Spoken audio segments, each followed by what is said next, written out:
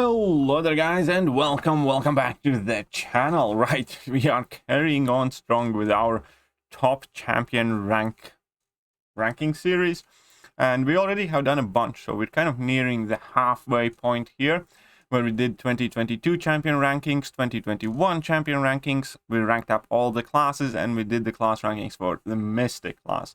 And now we need to get going with the skill class. As always, here you can see how I ranked all the skill champions in the game 6 months ago. And again, we're gonna have obviously some changes in between some of these champions. I have to be truthful, almost all of them made it back on the list. However, the order that they are on there definitely has changed.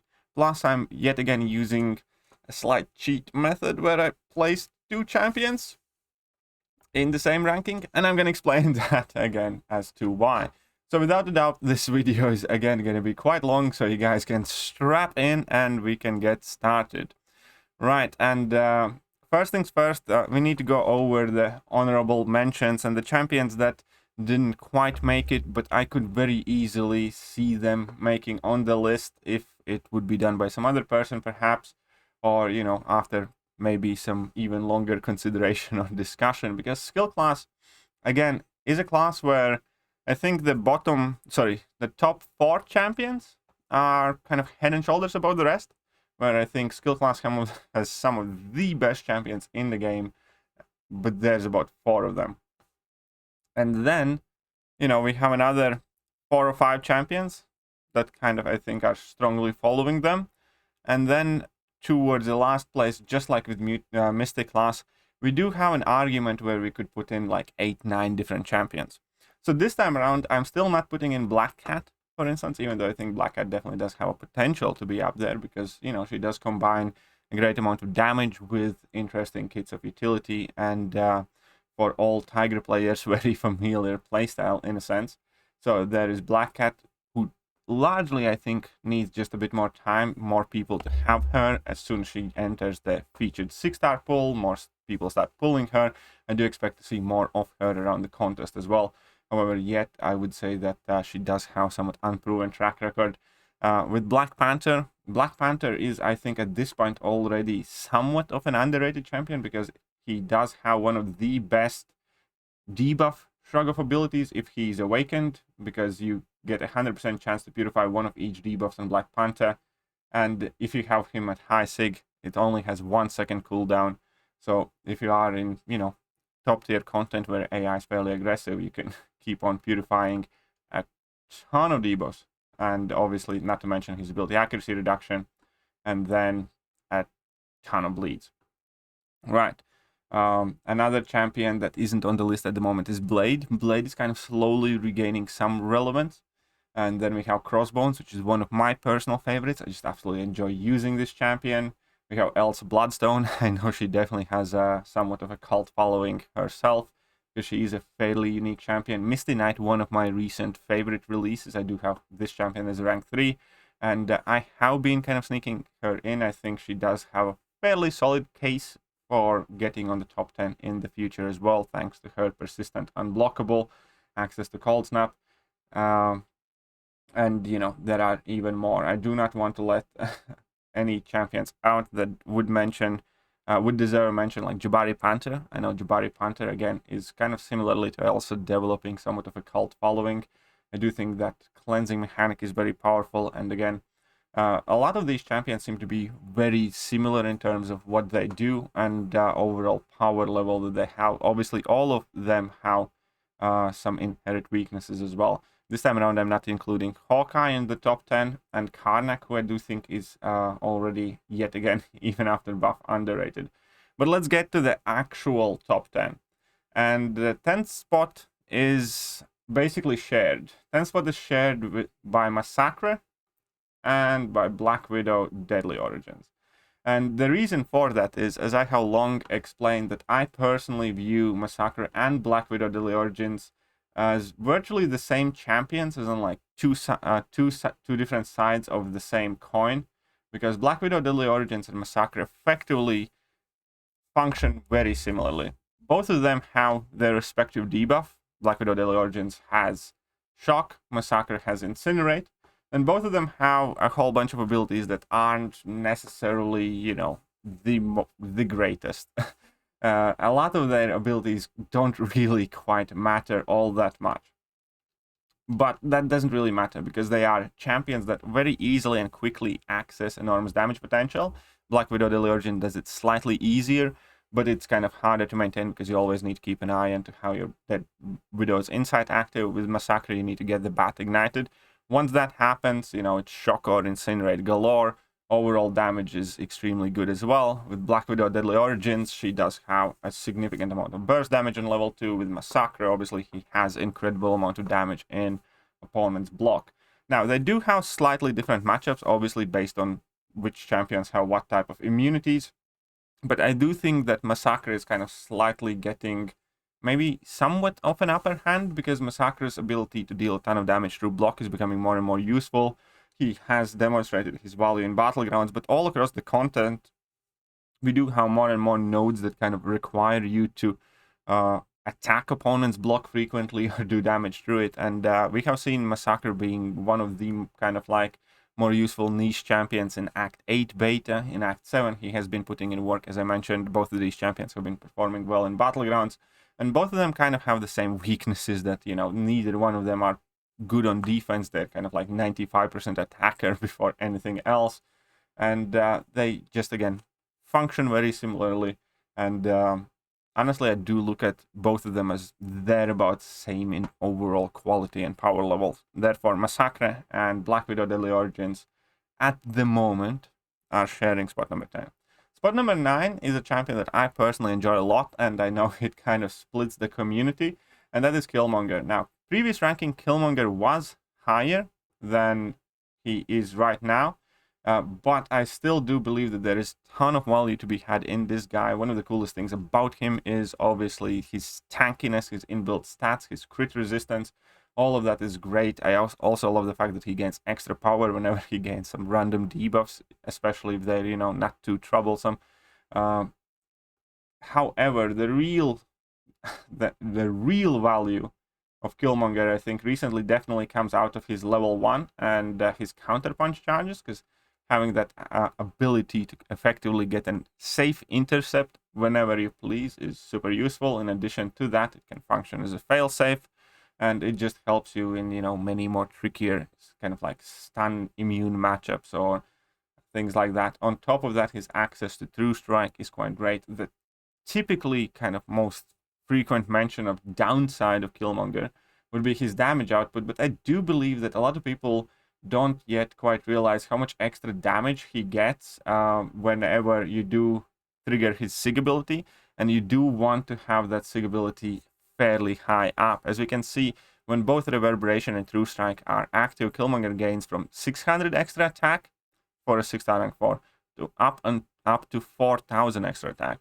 So basically, whenever you have Reverb and True Strike active, which is a fairly easy thing to time with your level 2s in any medium to longer level fight, for instance, then you do get over 100% Fury, because his base attack here would be 3,300. If you can gain 3,900 extra attack, then his damage with that obviously increases significantly. The amount of bleeds that you can do, or even that level 3 detonation of his like 50 bleeds becomes much more massive. You effectively double the bleed damage there based on your increased attack, obviously.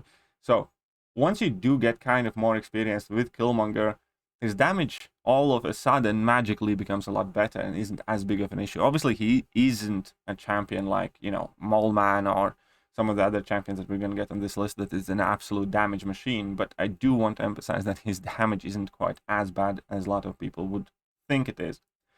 And then, other than that, obviously, his indestructible charges is one of the very few reliable methods that can enable champions to tank level 3s outside of like Alliance War Indestructible boost.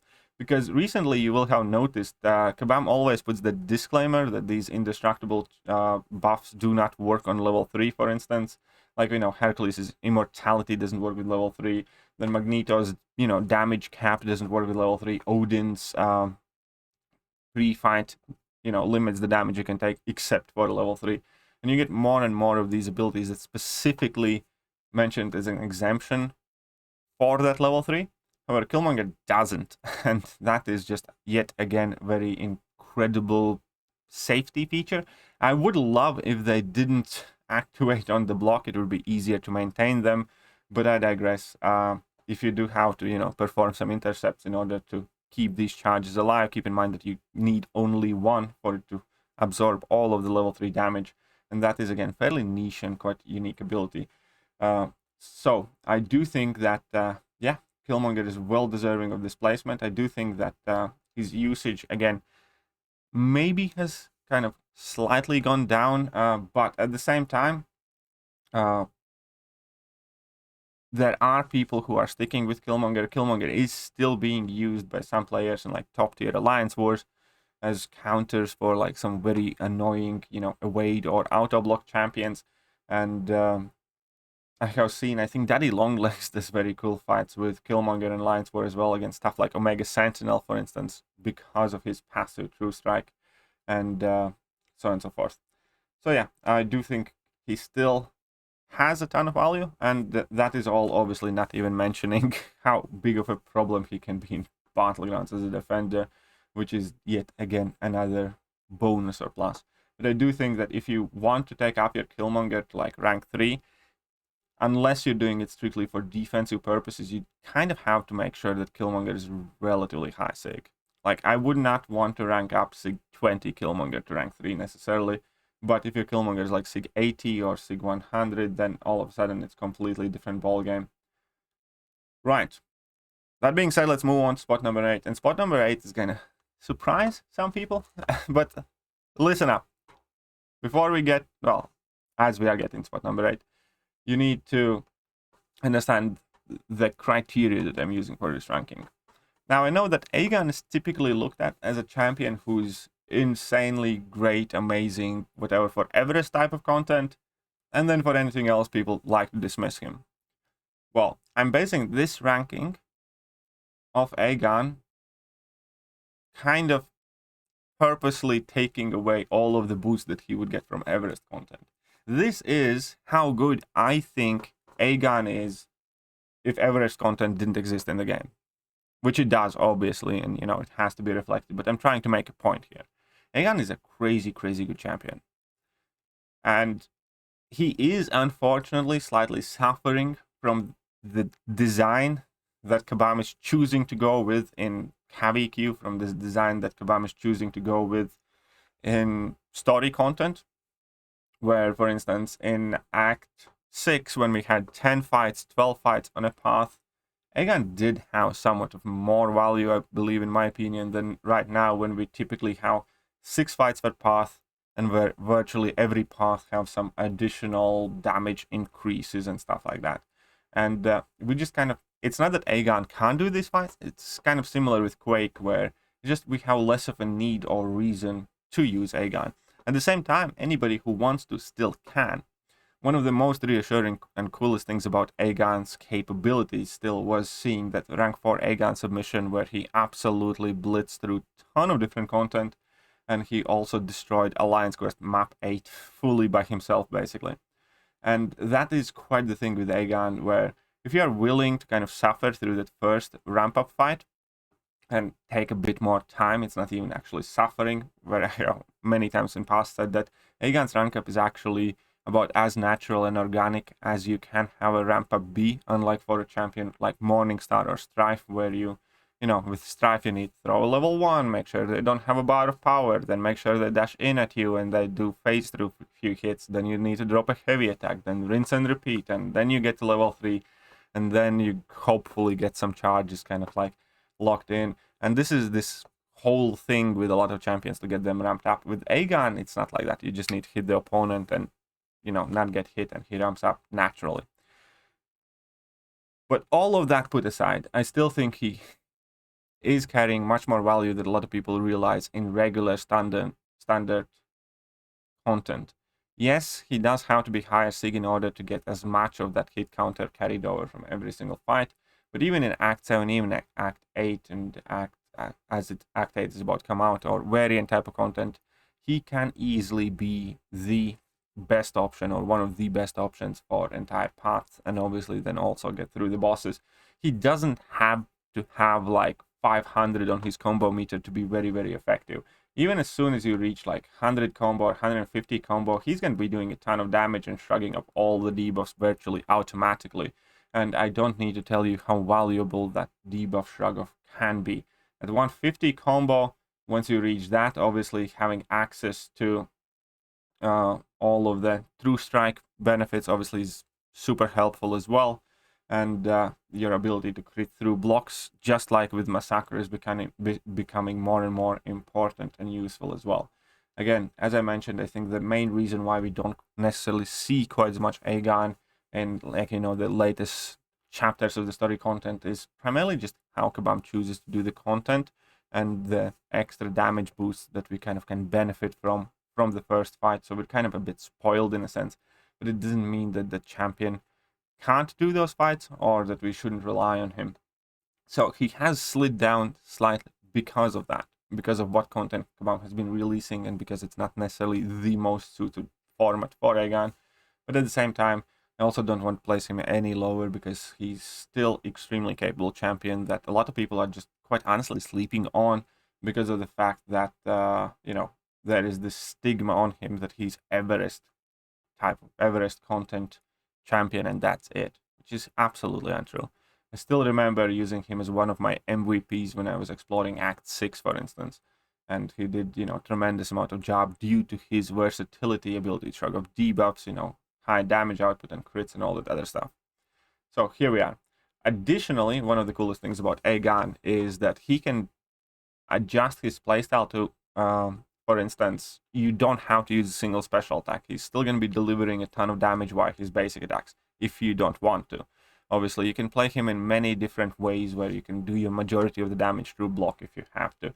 Where again, you can skip special attacks, or you can drop your special attacks if you want to. You can use any of this, you know, because we have a lot of nodes that messes with power gain and special activations and things like that.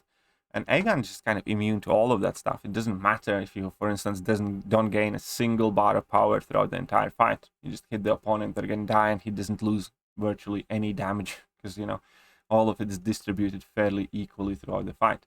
So that's definitely a quite big upside for Aeon as well, that he's absolutely not reliant on special attack usage. And, you know, if you get power control, it really doesn't matter for Aeon. Spot number 7 is a champion that is going to return to the spotlight now, and that is due to few different reasons, and that's going to be Stealth Suit SpiderMan. Now, Stealth Suit SpiderMan was not in the last top 10, but now he has managed to sneak up to the spot number 7, which is primarily of how big of an impact the Scorpion synergy has on him, and everything that I have seen him to be capable of doing right now with this one single synergy with an amazing champion in his own right. I do think it is going to give Stealth Suit SpiderMan an absolutely new lease on life, so to speak, because it gives him tremendous amount of extra utility, tremendous amount of ease of use, and it definitely alleviates a lot of problems this champion had. Like, for instance, in longer fights where he had to worry about refreshing the cartridges and getting to level 3, guess what? That's gone. You don't need to bother about that. You don't even really need to use any special attacks or have access to special attacks at all, which again was a weakness that we just kind of discussed in the Aegon's placement, as, you know, it's a strong suit that you don't have to use your special attacks. Stealth Suit SpiderMan has that now, because you can virtually place your first debuff on the opponent and maintain it for the entire fight. Also, the fact that finally this gives him functional enervate debuff, and with that you can make sure that the opponent never reaches a single bar of power based on their power meters, is just insane. It really is. I am definitely at this point kind of already half expecting him to see much bigger presence in Alliance Wars extremely soon, because if magic is not available at the 6-star, then for certain scenarios he can function as magic now. He definitely can. Especially when you need to deal with stuff like Vivified, for instance, where magic might not necessarily even have been the best option previously because you couldn't power drain them. Then Enervate still would function, I believe, unless I'm mistaken. But in general, just the fact that you can have fights where opponent doesn't get a single special attack off is already like an incredibly huge deal. Having to have Scorpion with you, and I am often very, very critical with these synergy teams. You know, obviously you would prefer that Stealth Suit Spider-Man had this ability in his base kit, but as far as, you know, synergy partners go, Scorpion is definitely far from the worst one, so it isn't as big of a downside as it could be. You know, thank God it's not a synergy with Groot or something like that. Especially because I do believe that Scorpion is going to be extremely capable Alliance World Champion in his own right. So all of this extra utility added thanks to this one single synergy, and you guys can definitely check out the Stealth Suit Spider-Man showcase that I have uploaded in my video thanks to Bullfighter, who submitted it, basically just showcasing how powerful the synergy is. On top of already his, you know, existing toolkit, which was never too bad. He was always, you know, there was a time when he was the third best skill champion in the game. Again, in my last ranking, I think it was the first ranking where he just kind of slid below top 10. And now I do think the Scorpion synergy, plus the fact, obviously, that the content is changing and Battlegrounds is also going to be a thing, is a definite, again, argument for Stealth Suit Spider-Man, because Stealth Suit was a very capable offensive champion for a ton of Battlegrounds nodes. Due to his super high damage output, his ability to finish out fights extremely quickly, also due to his utility, obviously, because he can work as a very potent slow champion. He's not the greatest miss counter, however, in certain matchups, that ability to bypass miss obviously can still work. As we discussed before, his greatest weakness is the fact that he kind of has to finish the combo in order to be able to place those debuffs. But again, you know, those are just the matchups that you'd rather keep him away from this stuff. So yeah, all of these things considered, I do think Stealth Suit Spider-Man is getting back up there, is more useful right now than he was 6 months ago. And I do think that we're going to see increase in the usage of this guy very shortly in the contest. Again, if I happen to be wrong, absolutely no problem there. We're going to re-evaluate this 6 months down the line. And now spot number 6. Spot number 6 is going to go to HitMonkey. And HitMonkey, again, is one of those champions that I personally wasn't the most fond of. And I still quite openly, you know, don't necessarily value him as much as some people do. I know that, you know, he has some very active, enthusiastic supporters. But I have, at the same time, kind of grown to like the champion more than I did in past. And initially I took him to rank 2 after I duped him. And, you know, I enjoyed him. And then I took him to rank 3 and either started using also in Battleground, started using more in questing. Realized that some of the downsides with him aren't, you know, necessarily as big of a deal as I thought. I still don't like how squishy he is. He truly is squishy, and he has abysmal health pool, which I never like in champions. That's, you know, half the reason why I'm not the biggest Spider-Man character fan in the game, for example. Because if you take a quick look, then you're going to realize that most of the Spider-Man health is in like the bottom 30 champions list. They have some of the most abysmal health stats in the game. Virtually all of the Spider-Man.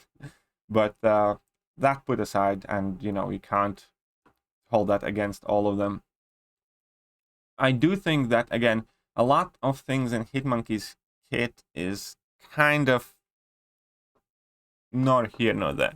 Similar to Black Widow, Deadly Origins, or Massacre, where a lot of the abilities that they do have just don't really matter all that much, or are very, very situational. Like some of the abilities here that only trigger if you are unblockable or break opponent's block and things like that, you typically don't even really kind of want to access, and they just kind of feel like, I don't know, not a placeholder, but kind of a bit of a fluff to give the champion some more ability text. Like, you know, most of the stuff that he has on his level 1, when you can make level 1 unblockable, you know, it's not that big of a deal, you know. Bypassing miss, that, however, can be useful. But again, the fact that only level 1 bypasses miss, it's just not enough typically to deal with it, because you'd want your basic hits also to bypass miss if you want to use him as a miss counter.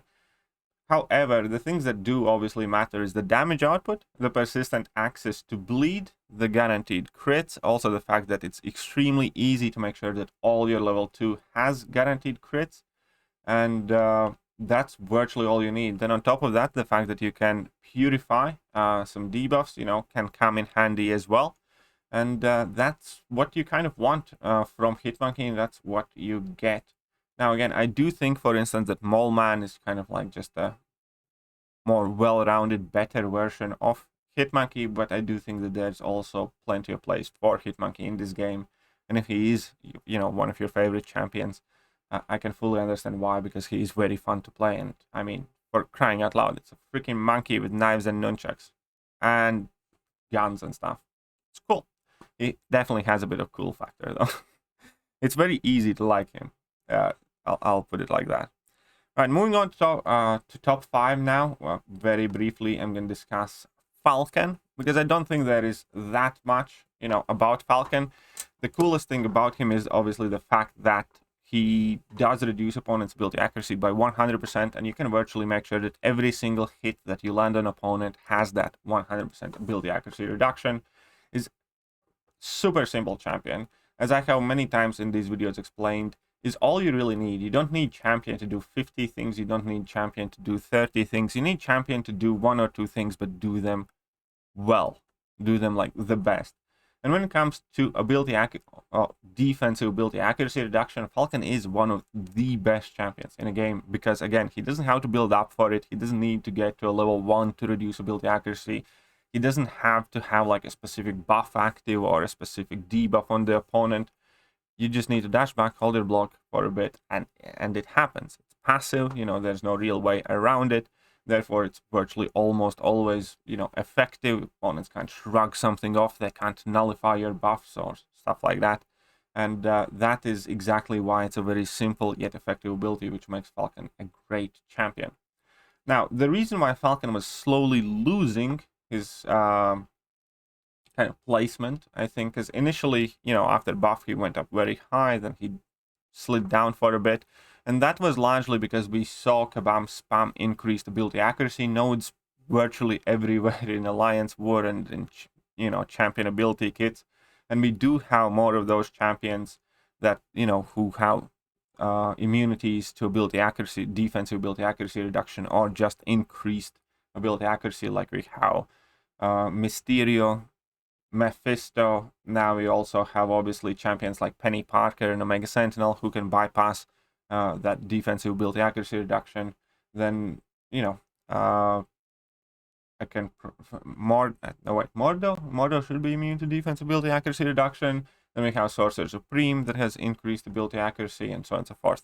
But that being put aside, again, as the game grows, you just kind of get more avenues where this specific ability still does work and works well enough. And again, another champion that kind of proved himself, in my opinion, in Battlegrounds, that he's definitely viable. He wasn't by no means my favorite in Battlegrounds. In fact, I was often quite reluctant to include him in my deck. But I must admit that I got my ass whooped by opponents using Falcon enough to understand his value in Battlegrounds as well.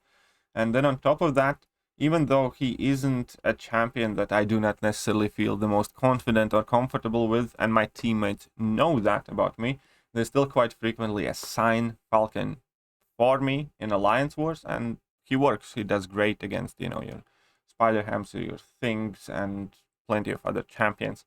So I do think that obviously he still has managed to maintain and reclaim some of his usage in Alliance Wars and other content throughout the game.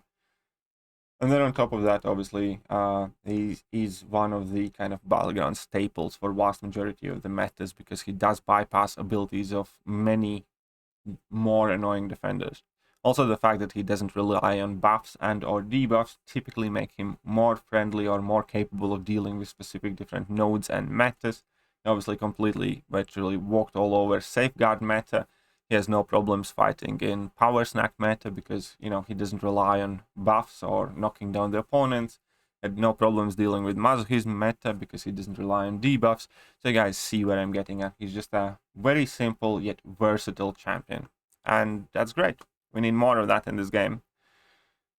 Right, spot number 4 is still gonna go to...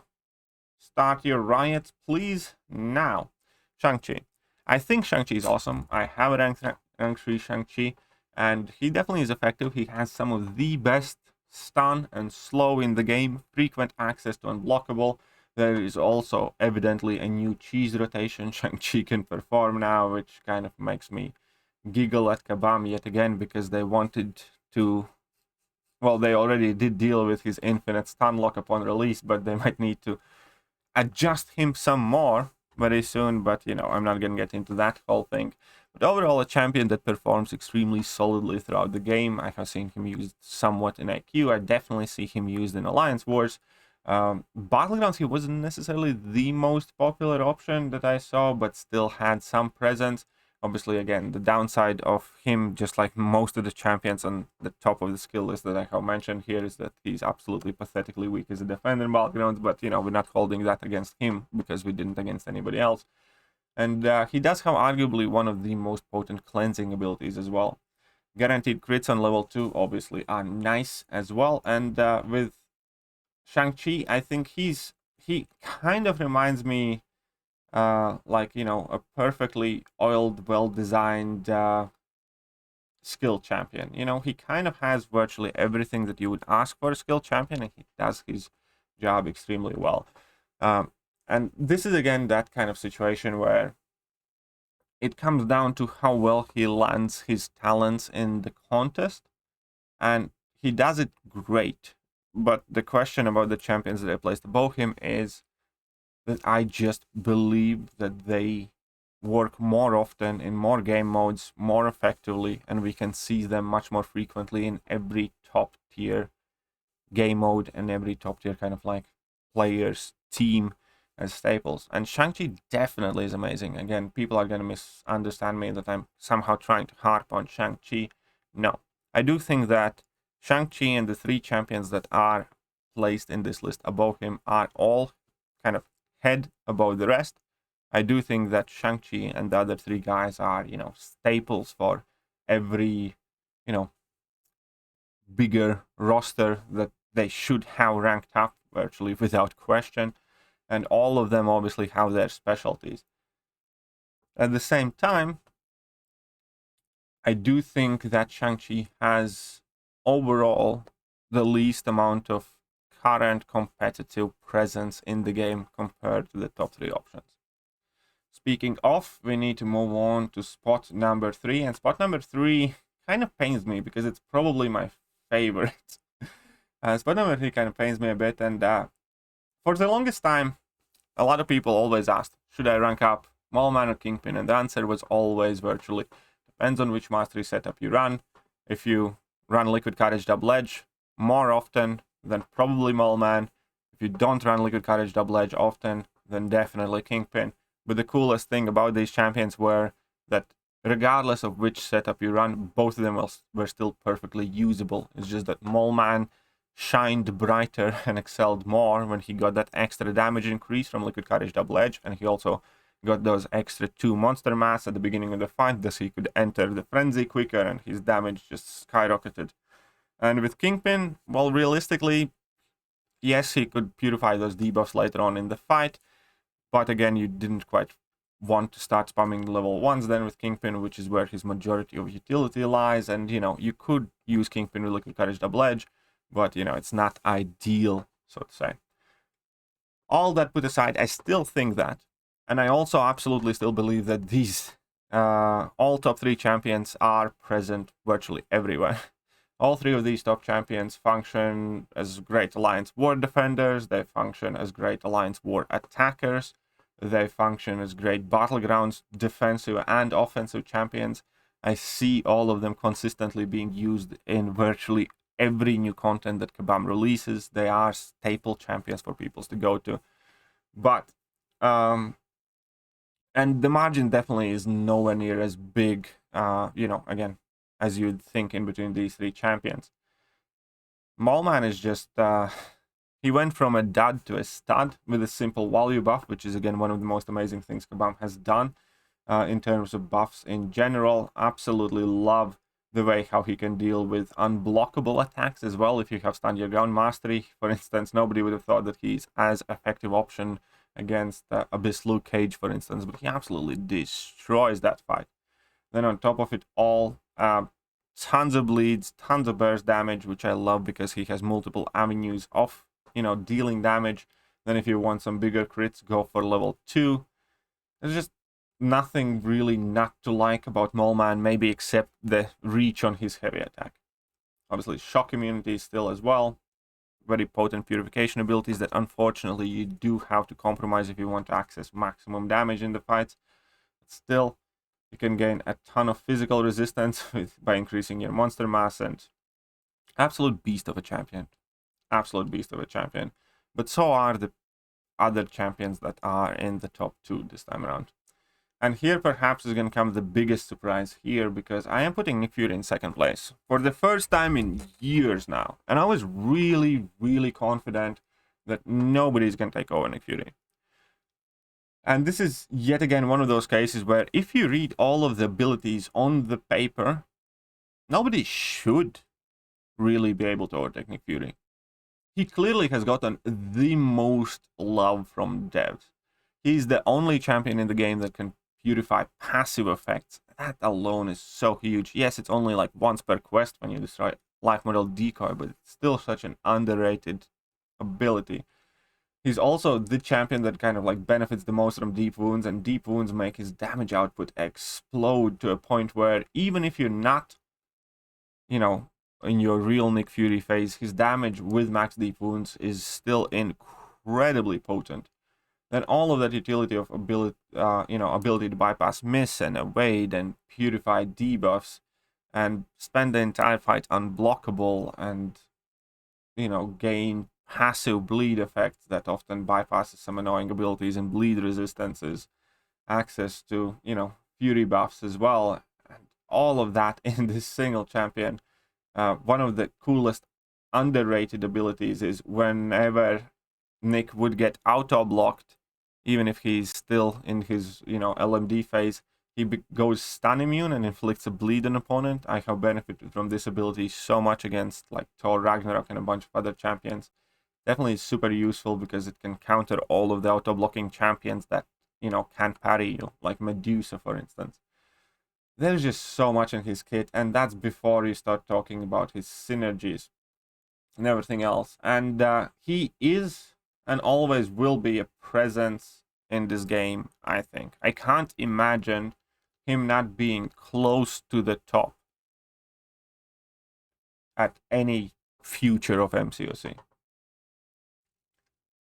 Now, the reason why he's second is because of how overpoweredly Kingpin is currently performing. Now, Nick Fury still has, obviously presence in virtually every game mode. Maybe not as big as he once was, but ironically, it's largely shifting to a defensive. For instance, I think if I played 600 matches of Battlegrounds, and I virtually always drafted Nick Fury whenever I had the chance, I think I used him offensively twice, maybe, or maybe 3 times, and he was serving as Battlegrounds defender. I do think that Nick Fury, again, is being used more in Alliance War as defender than an attacker. And the reason for it is just because anything Nick Fury can do, and he can do a ton, Kingpin and Mole Man and ShangChi kind of do better, quicker, easier, maybe safer.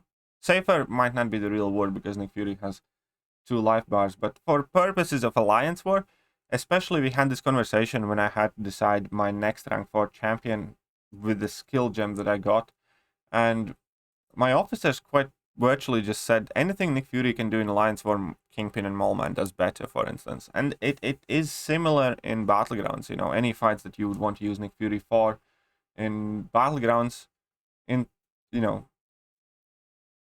probably want to use Mole Man or Kingpin more specifically. And whilst obviously Nick Fury still has that incredibly generous total package of great base stats, great usage in defensive game modes, insane amount of synergy support, thus, you know, helping every other champion on your team. And Nick Fury does have a ton of value there still, which can't be disregarded. Therefore, I still place him above Mole Man, because I don't think Mole Man offers as big of a additional value than Nick Fury does. But at the same time, I do think that Kingpin is by far the most used skill champion in the game right now, period. Kingpin is dominating Alliance Wars. You know, you can quite literally see some teams having, you know, 4 Kingpins offensively just going through the Alliance War map. Kingpin absolutely dominated every Battlegrounds meta. Kingpin dominates every story content that's released. Kingpin by himself could virtually walk through the Eternity of Pain, especially when synergized up. And yeah, it's, you know, again, when you look at Nick Fury and when you look at Kingpin, on paper, it shouldn't be a hard decision. On paper, you see the winner who has way more abilities, you know, crazier numbers, crazier stats, all of that stuff. But in reality, again, and this is that difference where, you know, one thing is to read the character's abilities and, you know, understand everything the character does. And then another thing is how well these champions translate their abilities to the game, to the individual game modes, to the individual content. And at the moment, there are very few champions in the entire game, let alone skill class, that are used more than Kingpin or do more than Kingpin. And that's just fact. You know, we can logically argue and discuss all of those abilities, but Kingpin right now is the dominant skill champion in the game. He's destroying, again, AW, AQ, any and all story content, any and all challenge modes.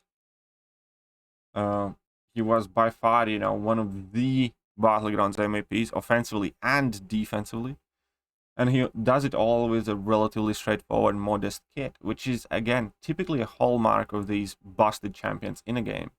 Because when we look at champions like, you know, Quake, Ghost, Archangel, and a whole bunch more, they don't have a crap ton of abilities. They don't do a million things. They just do whatever they do extremely, extremely well and have a wide variety of applications.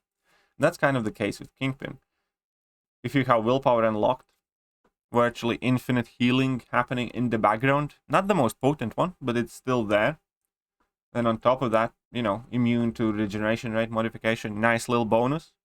Then you have one of the most potent debuff purification abilities, because even if some debuffs do slip through for a second, once you reach 8 debuffs total, including rage charges, you know, all of them get converted anyways. So it's not like he's super reliant on that synergy with Hood or Joe Fixit. Then on top of all of that, you know, he's overpowered. His unstoppable access on level 2s and heavy attacks. One of the coolest things he has also is that increased 3300 physical resistance whenever he has that unstoppable active. Has enabled me to tank level 3s against, you know, Act 7 bosses or in Battlegrounds with taking like less than 10% of my health away that he heals up afterwards anyways. And the vast majority of the utility he has definitely comes from his level 1 that inflicts degeneration, that again not that many champions are immune to, but on top of it, it also reduces their attack by half, thus making Kingpin a lot tankier, and 65% the defensive ability accuracy, thus enabling him to bypass a ton of nodes and a ton of abilities. All this package put together,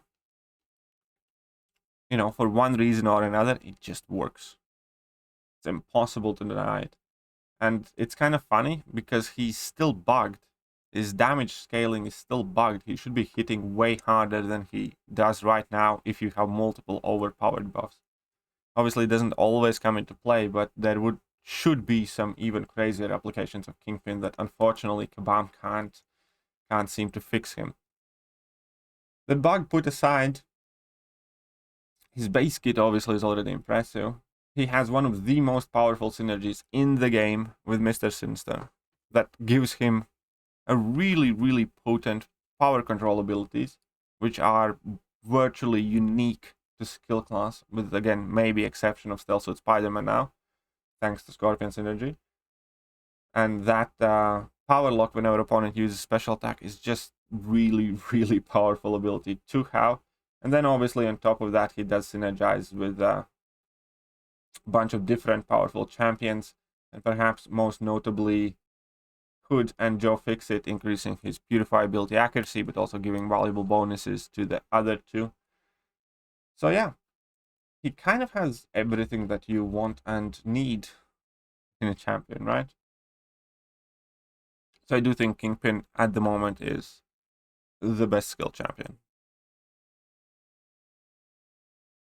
And now you may start raging in comment section. Who am I kidding?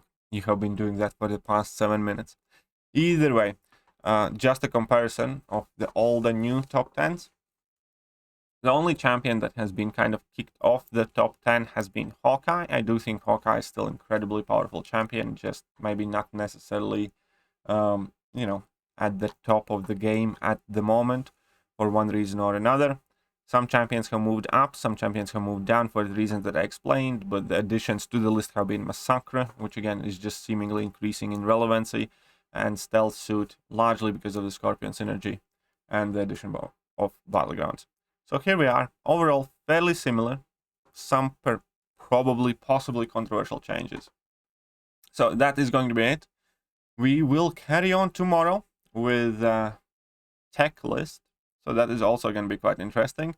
Meanwhile, that is it from me, and I hope you guys enjoyed the video. So yeah.